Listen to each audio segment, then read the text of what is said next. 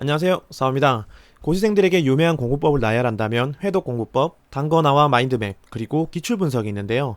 수많은 합격 수기를 들어보면 앞에서 말한 공부법과 기출분석은 절대 빠지지 않죠. 이처럼 기출분석은 수험생들에게 많이 알려져 있고 기출분석을 하는 방법 또한 아주 다양합니다. 또 많은 합격생들과 선생님들은 고시 공부에서 기출분석만큼 중요한 게 없다고 항상 이야기를 하죠. 그렇다면 대체 왜 이렇게 기출분석을 강조하는 걸까요? 만약 이 영상을 보시는 분들 중에 기출분석을 할까 말까 고민하는 분이 있다면 꼭 이 영상을 끝까지 보시고 결정하셨으면 좋겠네요. 자, 오늘도 시작해 보겠습니다. 끝까지 잘 따라오세요. 먼저 기출 분석을 간단하게 알아보면 기출, 즉 이미 출제가 된 시험 문제를 의미하고요. 분석은 그 기출 문제를 자세하게 분석하겠다는 것입니다. 여기서 분석이라 함은 크게 세 가지로 나눠볼 수 있는데요. 먼저 기출된 문제의 정답과 오답을 아는 것이고, 그리고 기출 문제에서 어떤 개념이 나왔고 또 얼마나 빈번하게 기출됐는지 확인하는 것이며, 마지막으로 기출된 개념을 확장해서 더 깊고 또 넓게 공부하는 것을 의미합니다. 아무리 많은 다양한 기출 분석 방법이 있다 하더라도 기출 분석 중심에는 이 세 가지가 반드시 포함하고 있죠. 자, 간단하게 기출 분석이 어떤 것이란 걸 알아봤는데요. 대체 왜 많은 수험생들이 기출 분석을 강조하고 또 하려는 것일까요? 기출 분석이 중요한 이유를 알아보도록 하겠습니다. 기출 분석을 하는 이유 첫 번째는 기출된 문제는 반드시 또 출제가 되기 때문입니다. 왜냐하면 기출된 문제에 50에서 70%가량의 다시 출제된다는 출제기간의 원칙이 있기 때문이죠. 교육부나 교육과정평가원 등 여러 출제기관에선 사교육을 줄여야 된다는 명목으로 항상 기출된 개념을 다른 문제로 변형해서 다시 기출하는데요.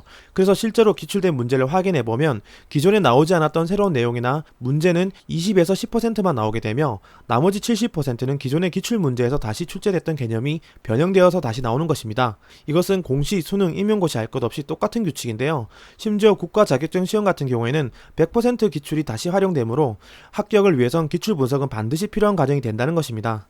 기출 분석을 해야 하는 이유 두 번째, 문제 유형을 파악하고 익숙하게 됩니다. 문제 유형을 파악하고 익숙해지려면 크게 두 가지 방법이 있습니다. 먼저 기출 문제와 비슷한 문제, 즉 모의 문제를 최대한 많이 풀어보는 것이고, 다른 하나는 기출 분석을 하는 것이죠. 기출 분석을 하는 과정에서 문제를 반복해서 보고 깊이 개념을 분석하기 때문에 자연스럽게 문제 유형에 아주 익숙해진다는 것입니다.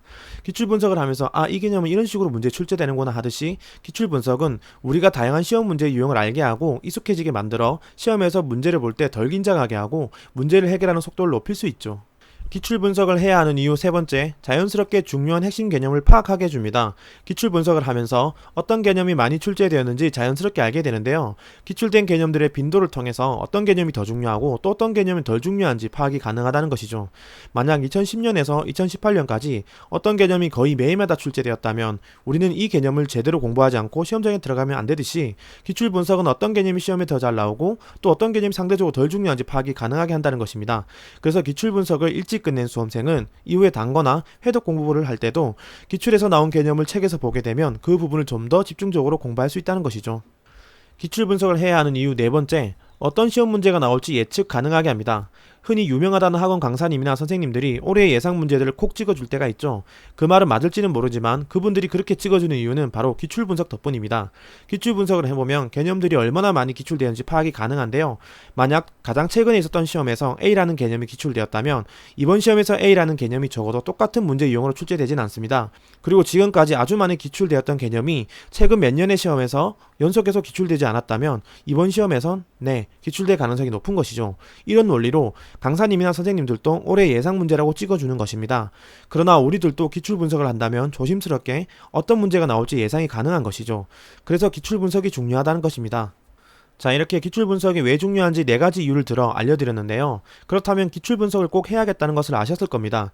그러나 기출 분석을 하면서 주의할 점이 몇 가지 있는데요. 먼저 기출 문제의 정답만 보고 끝나는 것이 아니라 오답이 이번 시험에서 정답이 될 수 있기 때문에 나머지 오답이 왜 오답인지 다 파악해야 한다는 것입니다. 우리가 시험을 치고 오답 노트를 작성하는 것과 비슷한 것인데요. 앞에서 말했지만 이번 시험에선 함정으로 나온 개념이 다음 시험에선 언제든지 정답이 될 수 있기 때문이죠. 그래서 반드시 오답들도 확인해서 왜 오답이 되었는지 파악해야 된다는 것이죠. 두 번째로 주의할 점은 기출된 개념이나 시험 문제에 나온 개념을 더 확장해서 생각해야 된다는 것입니다. 만약 한국사에서 고려시대의 불교가 시험에 나왔다면 더 확장해서 조선시대의 불교는 어땠는지, 그리고 더 거슬러 올라가 통일신라와 삼국시대의 불교도 비교하면서 기출 분석을 하면 좋다는 것이죠. 관련된 개념이 나오더라도 이번에 나올 시험 문제는 똑같이 나오지 않기 때문에 이 기출 문제가 다시 나온다면 어떻게 나올까라는 생각을 반드시 해야 하고, 그렇다면 기출되었던 개념을 더 깊게 들여다본다거나 행으로 다른 개념과 연결해서 공부를 하다 보면 수험생이라도 이번 시험에서 이런 문제가 나올 수 있겠구나 하고 예상하게 된다는 것이죠. 실제로 그런 문제들이 나와서 맞추는 경우도 꽤 많습니다. 세 번째로 기출 분석에 주의할 점은 바로 자신의 시간입니다. 공부할 시간이 많다면 당연히 자신의 노트에 기출 분석을 하는 것이 좋겠지만 시간이 부족한 수험생들은 많은 시간을 필요로 하는 기출 분석이 상당히 부담이 되는 건 사실입니다. 그러므로 자신의 상황에 맞게 기출 분석하는 것도 중요한데요. 노트에 기출 문제를 붙여서 분석하기에 시간이 너무 걸릴 것 같다면 시중에 파는 기출 분석 문제집을 사서 그 책의 해석을 보면서 공부하는 것도 괜찮습니다. 실제로 좋은 기출 분석집은 연도별 기출 빈도까지 알려주는 좋은 통계 자료도 있기 때문에 잘만 사용한다면 괜찮은 기출 분석이 된다는 것이죠. 그것도 시간이 부족하다면 그냥 문제를 많이 풀면서 오답 노트를 사용해 기출 분석하는 것도 괜찮습니다. 여러분들도 아시다시피 무조건 어떻게 해야 된다는 건 우리네 시험에서 없습니다. 항상 내게 주어진 상황에 맞게 공부하고 최대한 효율적으로 하는 게 합격의 지름길이기 때문이죠. 오늘은 기출 분석에 대해서 알아봤는데요. 기출 분석의 디테일한 방법들은 이미 수많은 합격 수기를 통해서 알 수 있으므로 구체적으로 다루진 않았습니다. 만약 시험이 얼마 남지 않은 상황에서 어떻게 공부할 거냐고 누군가 제게 묻는다면 저는 주저없이 기출 분석과 많은 문제집을 풀겠다 할 것입니다. 그만큼 기출 문제를 분석하고 익숙해지는 것이 합격과 관련이 높다는 것이죠. 공부할 시간이 많은 수험생들이 자주 하는 실수가 있는데요. 자신이 개념 이해가 덜 됐다 싶어서 기출 분석이나 문제풀이를 하지 않고 해독과 단거나 암기만 신경 쓰다 시험 치러 가는 경우입니다. 그러다가 시험날 알고 있는 내용의 문제가 나온다 하더라도 문제에 익숙하지 않아서 틀리게 된다거나 시간이 부족해 다 못 풀고 나오는 경우가 많습니다. 그리고 시험을 얼마 준비하지 않았는데 합격한 사람들의 이야기를 들어보면 다른 건 시간이 없어 못했어도 기출문제 중심의 분석과 문제풀이가 합격하는 데 큰 도움이 됐다고 이야기하는 합격 수기가 많죠. 즉 고시생이라면 기출 분석은 반드시 해야 할 공부라는 것이죠. 혹시 이해가 잘 안된다거나 궁금하신 점은 유튜브 댓글로 남겨주시면 제가 최대한 노력해서 답을 해보겠습니다. 오늘은 여기까지입니다. 구독과 좋아요는 사오를 더 좋은 영상을 만들게 합니다. 이상 사오였습니다.